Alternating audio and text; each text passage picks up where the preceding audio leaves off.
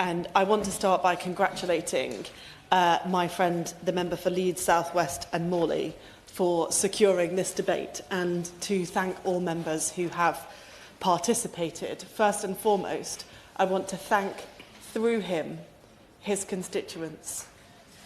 You can't imagine what they've been through, and that they have the bravery to seek support from their Member of Parliament, to meet with ministers, and to try to make a difference for other families, I find inspiring. And through him, I would like to thank them wholeheartedly.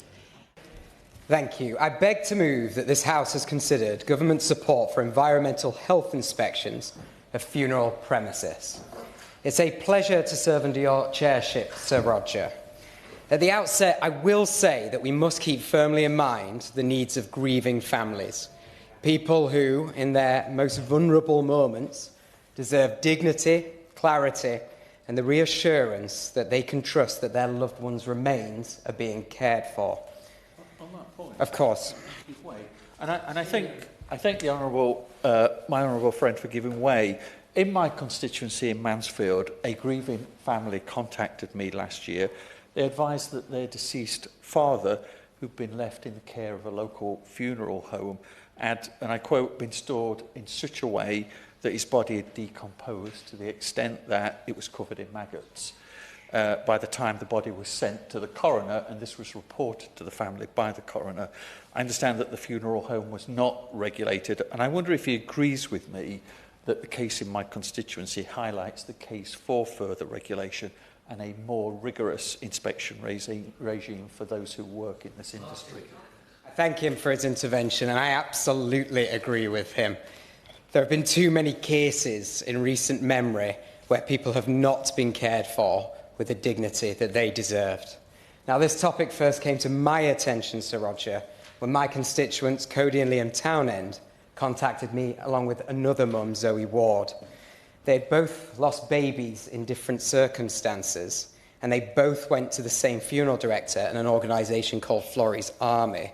To their horror, their babies' bodies were then taken to the private home of the person in charge of Florrie's Army, and they were not treated with the care and respect that they deserved.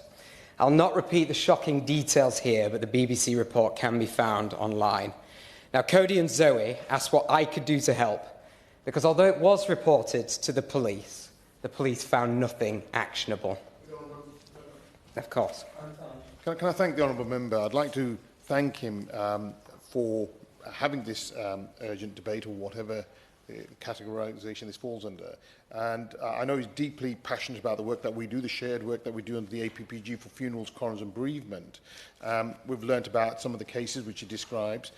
Does he agree with me that the Minister would benefit from meeting with our APPG to discuss the funeral sector and how it can develop clear standards, robust oversight and proper enforcement that this sector so desperately requires?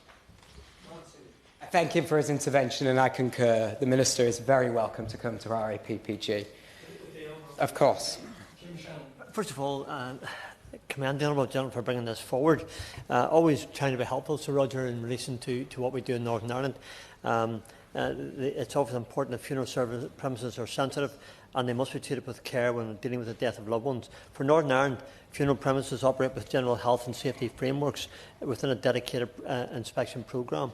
There are also no published fixed frequency for routine environmental health inspections. But does the honourable member agree that more must be done to create clearer regulation, and the Code of Conduct in Scotland is one of those things which I believe would be helpful to ensure industry standards and help overseas premises and services more consistently?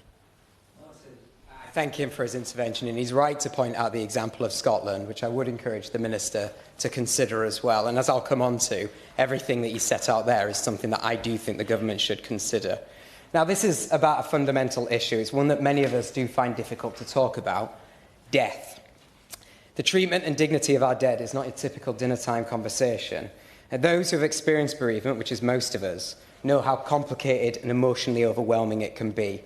At such a vulnerable time, one of the few sources of comfort should be the reassurance that a trusted funeral director is caring for a loved one with dignity, professionalism and respect. And while I do want to say that the vast majority of funeral directors do live up to and often exceed these expectations, That trust has been betrayed by a very small number of rogue operators. But each stunning revelation of these rogue operators, desecrating remains in some cases, has a compounding effect on the public's consciousness. Where people used to believe that the funeral sector was regulated, they now know it's not, and they worry about the consequences of that for their families. Now, there are a variety of options open to the government to solve this problem. Empowering local authorities to carry out environmental health inspections, which we're going to get into here, is one of them. Introducing a national standard is another. Empowering trade bodies is something that should be considered. But ultimately, we have to establish an independent statutory regulatory regime.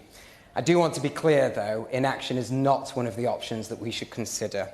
I firmly believe that statutory regulation should be introduced for the sector.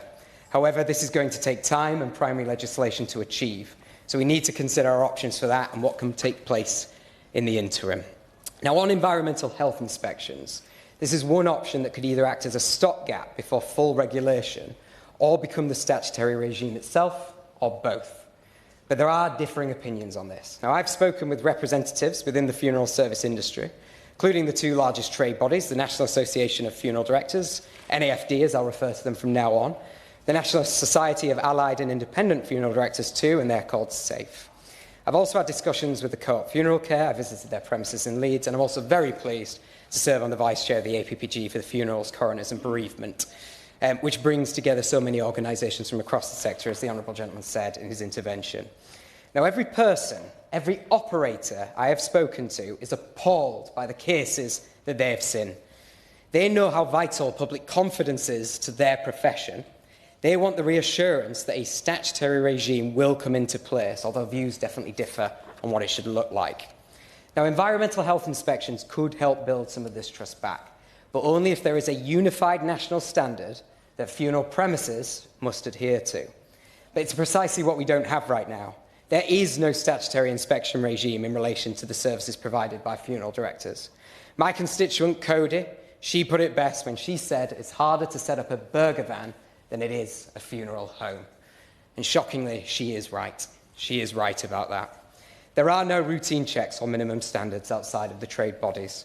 The government is still considering the Fuller Inquiry's recommendations on funeral sector regulation and inspections. And I am very grateful for the engagement I've had, particularly with the Ministry of Justice on this, especially the Minister for Victims, who met with my constituents and myself towards the end of last year, and she was phenomenal in that meeting.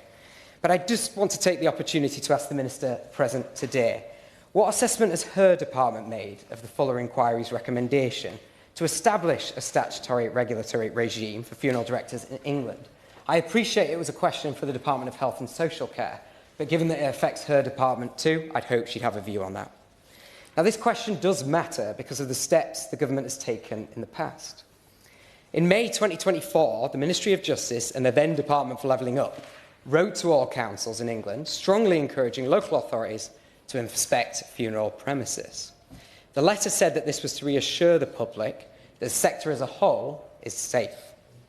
Now, this was a welcome step at the time, both for the public and the sector, but these visits were not intended as technical deep dive inspections. They never were.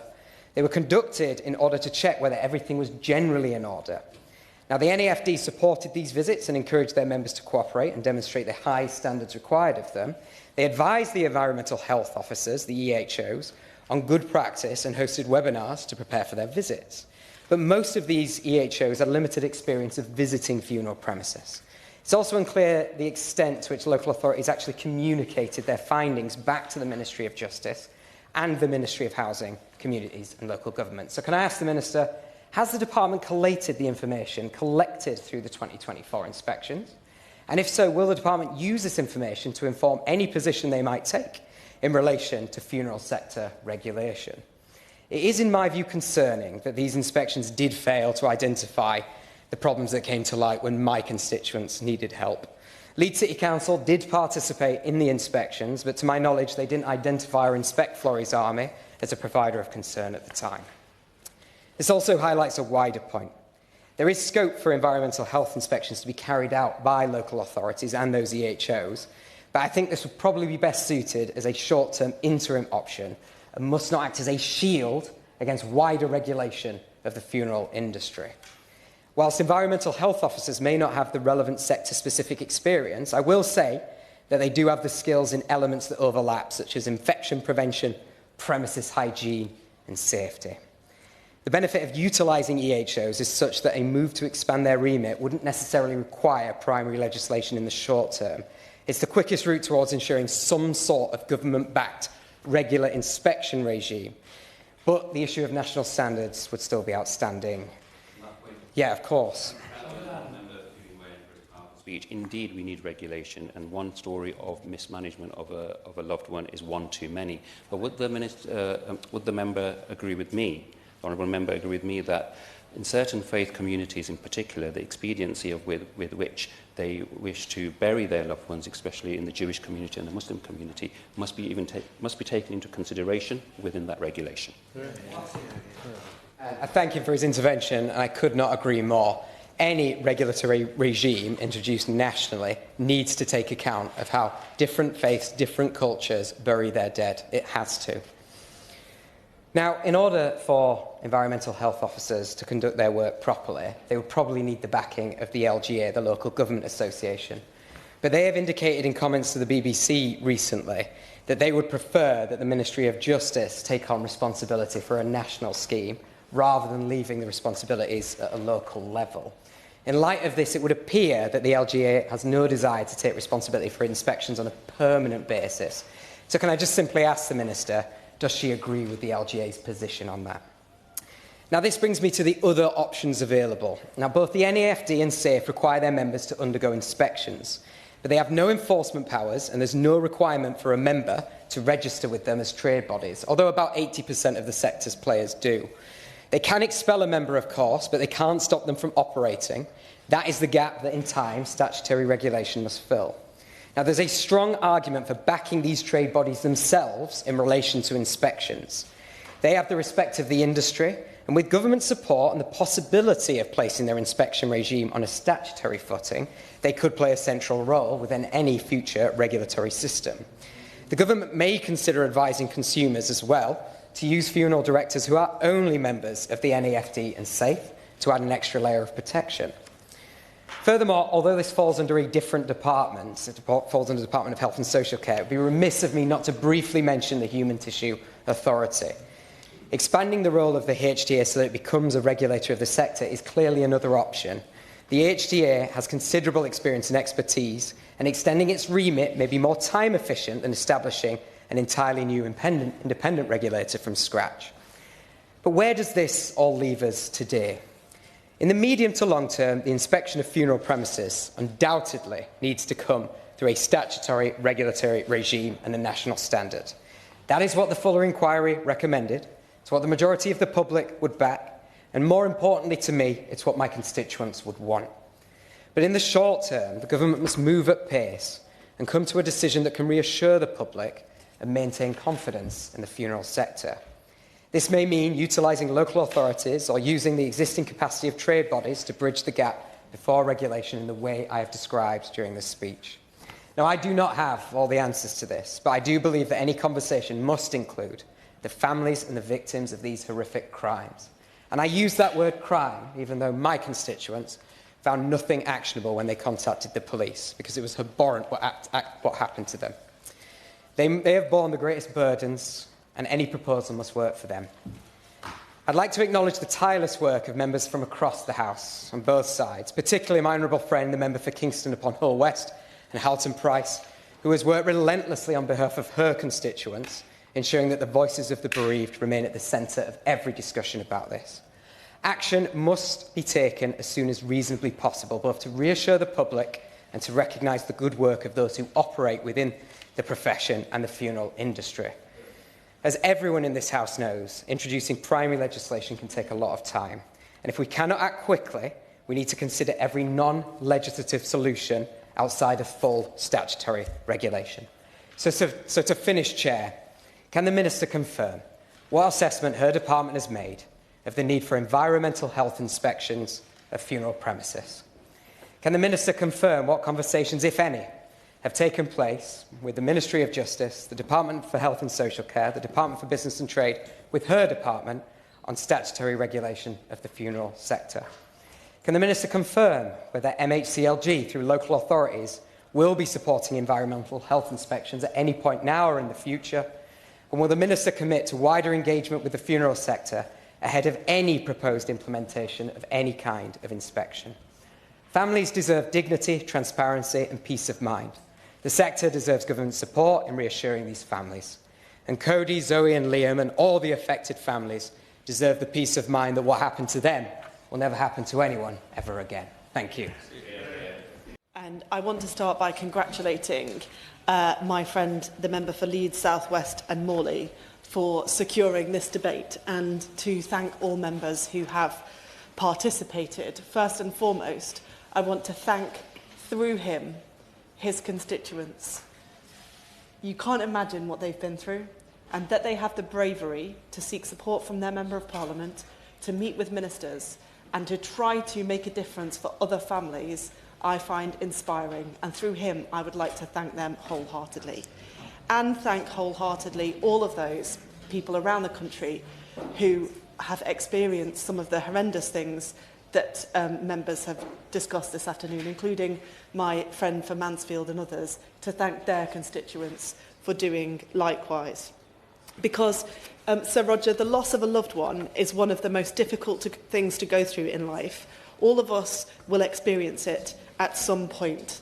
And therefore, I know we would all want in our hearts to make sure that our loved ones are kept safe, that they're treated with dignity after death, wherever and however they are cared for. Now, honourable members will be aware that the independent Fuller inquiry published its Phase 2 report in July, and that report was unequivocal, finding serious weaknesses and inconsistencies across settings. Not isolated failure, but systematic gaps in how we protect the dignity of our loved ones. And the inquiry chair, Sir Jonathan Michael, said, "My overall conclusion is that the current arrangements in England for the regulation and oversight of the care of people after death are partial, ineffective, and in significant areas completely lacking." That is a challenging statement for all of us to hear and to read. The report makes 75 recommendations, including the introduction of statutory regulation for all settings caring for the deceased. And this point I want to be really clear on. My right honourable friend, the Secretary of State for Health and Social Care, is leading the government's response. My friend for Leeds South West mentioned several departments that are involved. And I want to reassure him and other members that we as ministers who are all collectively involved have spoken and discussed this issue, and we will continue to do so because it's extremely important. And I want to also pay tribute to my friend, the Minister for Victims, who has taken an interest in this, and it sounds as though she has supported the members' constituents, and I'm glad about that. The Secretary of State for Health published an interim update on 16th of December 2025, and he has already accepted 11 recommendations in full, accepted a further 43 in principle, subject to further work. This leaves 21 that the government is still considering, including those on regulation of the sector. And the Department for Health and Social Care will respond to the report in full by the summer. On the question of regulation, we need to strike the right balance between boosting public assurance for all the reasons that members have mentioned, and also to get it right for more than 6,500 funeral providers, many of whom are small family firms. And the member for Leeds South West explained very clearly that many of them take such great pride in their work and do it extremely carefully. The vast majority of funeral directors provide compassionate professional care for our loved ones, and 85% of providers are already members of a trade body offering guidance, codes of practice and voluntary inspection, and members have discussed that this afternoon. So the government will think through the options very carefully. This is a sensitive and meaningful area of public life. When things go wrong, the harm is profound and long-lasting. And at this point, I do just want to acknowledge the contribution of the member for Leicester South and the point that he made about the importance of including all of our faith communities in this work, which is extremely important to all of us.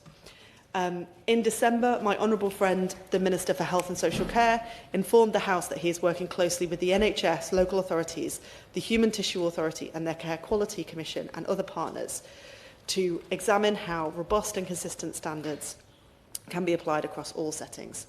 And part of this work, I'm sure, will consider the possible role that local authorities will play in the future. And at this point, I just want to answer the questions put to me by my friend. As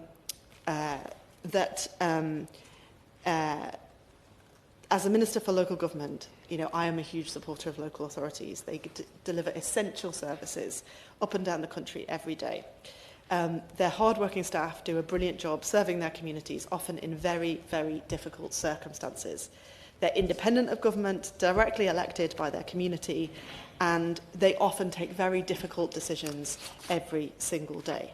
Now, in relation to this issue, councils are only too aware at the moment that they don't have powers of inspection or powers or to enter funeral premises. And if the government decides that that is the right approach, we will need to consider how to make that work. We're not automatically assuming that role for councils or environmental health officers, but we need to do that work to understand if that is the route, how would we make that work? I don't want to preempt the consideration of it. That work is ongoing. The member asked me about the feedback from the work that was undertaken previously. MHCLG had a round table with the LGA in January to discuss the issue that he mentioned, and the information from the work that he described was fed back into the MOJ, which just shows the importance of working across the ministerial team on this, which I can just assure everybody we will do.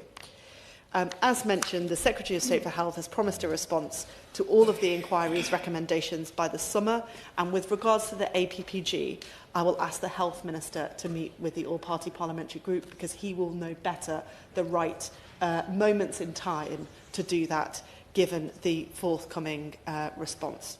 Between now and then, the Government will carefully consider the potential regulation, and that work is underway, and we'll see those results coming forward this summer. The issues raised, as I've said, by the Fuller inquiry demand a response that is serious and, most importantly, grounded in dignity. The Department for Health and Social Care is leading that response on behalf of the Government. I will work very closely with my colleagues in that department, the Department for Justice, DBT and any others with responsibility to make sure that we take those recommendations in the serious way that they deserve, given the subject matter.